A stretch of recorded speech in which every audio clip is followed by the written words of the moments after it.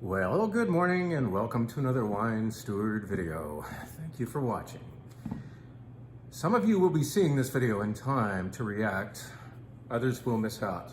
What am I talking about? I'm talking about what's happening in just a few hours up here on the wine bar mezzanine, tonight only. We are now trying out a new schedule, remaining open until 8 o'clock on Wednesday evenings. So unless there's a private event or a designated event, RSVP only, as will happen next week with the sold out Chateauneuf de Pape event. Unless there's something else going on, we're gonna try being open until 8 o'clock on Wednesday evening. What that means is you can come in this evening and commit to a white flight, a red tasting flight, wines by the glass, beer by the pint, and you can also, tonight only, from 5:30 to 7:30, indulge in something that we've never been able to provide you before. A 5-wine Turley flight. That's right. Turley, the master of Zinfandel, the maker of Zinfandel elegance, not preponderance, or over-the-topness, if that's a word. It is now. Turley is going to be represented 5 ways for a special tasting flight tonight only. Here are 2 of them. Of course, this Zinfandel master will be represented with Zinfandel all the way across, 5 Zins in a row. Remember, you haters of Zin, you may just fall in love with Turley because they make beautiful, balanced, elegant, and thoughtfully place-specific Zins that taste different based on where they are from, where the grapes are grown. We're going to start with a white Zinfandel. Yes, I just said that. They didn't dare call it white Zinfandel on here. It's in fact, I believe, called Zinfandel Rosé. And that indicates, perhaps to most of us, that it is a dry Zinfandel Rosé. It's a dry white Zin, that is. White Zin being my way into the wine world back in the 80s. That was my, that was my training wheels, if you will, into wine, white Zin. But that was a sweet wine, right? And man, that was the rage in the early and mid 80s, Beringer and Sutterholm and such and the like. Well, this is a dry rosé of Zinfandel, really well done. Then we're going to have juveniles or juveniles, whichever you would like. And that is a blend of old vineyards from all over California, Northern California mostly. And that's delicious, under $30 wine. And then 3 single vineyard opportunities. We're going to have one from the Oakley area, where our Domaine des Plus de Vie has occasionally come from. Very, very old vines up in Oakley. Then we'll jump over to Lodi. And as you know, there are some very, very old stands of Zinfandel there. And then finally down to Paso Robles for a Zinfandel that is the vineyard of which is right next to their tasting room down there in Paso Robles. I passed it just the other day as we were heading somewhere else, but looked at those old vines and thought, there's nothing like a slope of head-pruned old vines, whether Garnacha or Zinfandel, but those are Zins, of course, because they're Turleys. This is going to be delicious. This is unprecedented. These are wines that we normally cannot access. Maybe once a year we are offered the juveniles, and that's about it. Well, times have changed, and the wine steward has gained some cred by surviving all of those times, and the current times as well, and thank you for that. We are able to show you a Zin, a set of Zins, beautiful Zins, elegant Zins from Turley. Tonight only, 5:30 to 7:30. No RSVPs, please. When we're full up here, we are full, and that is it. So just letting you know, we might have to disappoint some people. You may want to show up on the early side, but anytime between 5:30 and 7:30, we will be pouring this flight. Got it? What else is going on at the wine bar? Because that's all we're going to concentrate on in this week's mercifully briefer video. This is exciting. A long time ago, I committed to some wines I had never heard of before, but the missionary, the evangelist for these wines was so convincing, and our section for this type of wine was so empty that I thought, well, okay, let's do it. Especially because the price point was good and the scores were huge for these Rieslings from Nahe, Germany. Nahe is north of Mosel. It's not as well known because there's not as much acreage of planted vineyard acreage there. But Nahe is blessed with not just one soil type, but several. And the wines of Tesch, Martin Tesch, are representative of that. We're going to pour 4 Rieslings from Martin Tesch. We originally spoke for 2, and 4 showed up, all different.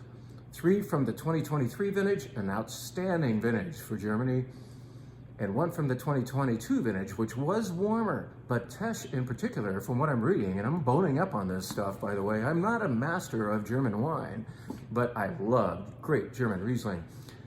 Tesch is becoming known for conquering the warmer years and climate change and all that. And his wines remain pristine and, by the way, dry. These are all called Trocken, T-R-O-C-K-E-N, which indicates that they are not sweet Rieslings, but dry ones. Let's put a label up in front of you and just tell you that there are 3 others that look like this. Well, let's see how many we can load up here. Boom. These are all different places. There's another.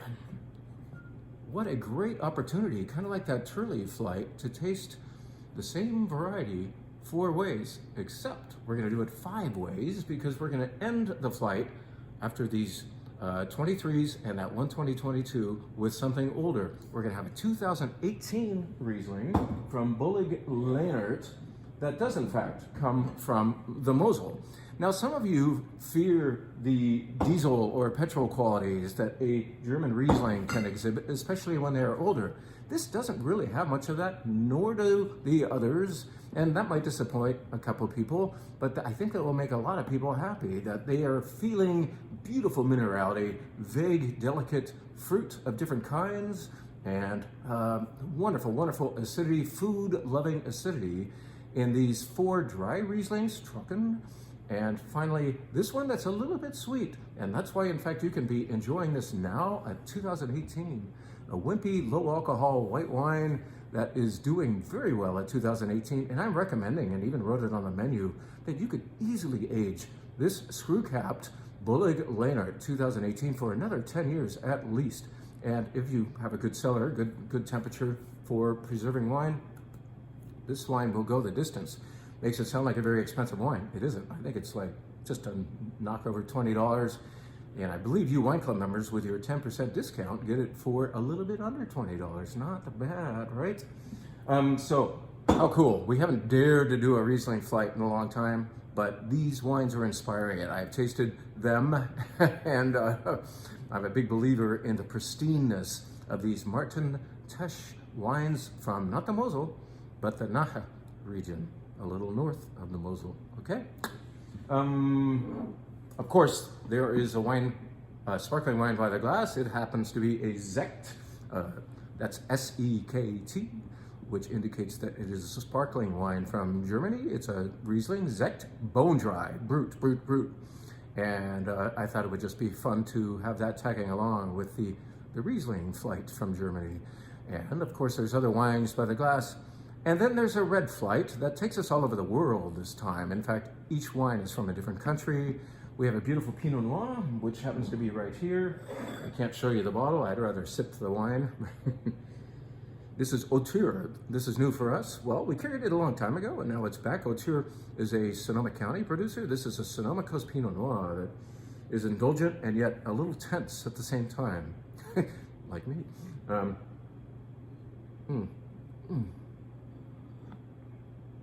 Really, really good wine. Keeps you wanting more of it. Deprives you just a little bit. Has good acidity structure and says a lot, but not so much that you have heard it all as a one sip.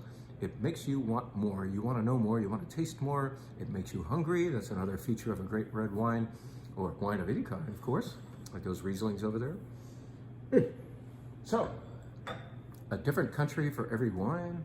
We're going to go to Argentina and France, of course, and we're going to finish the wine after a few darker colored wines. We're going to finish with a 100% Sangiovese, and as you might expect, it's not going to be as dark in colors. Sangiovese just doesn't do that color thing, and yet this is the most noble wine. It's the wine that costs twice as much as the others, and it is a Brunello di Montalcino, 100% Sangiovese.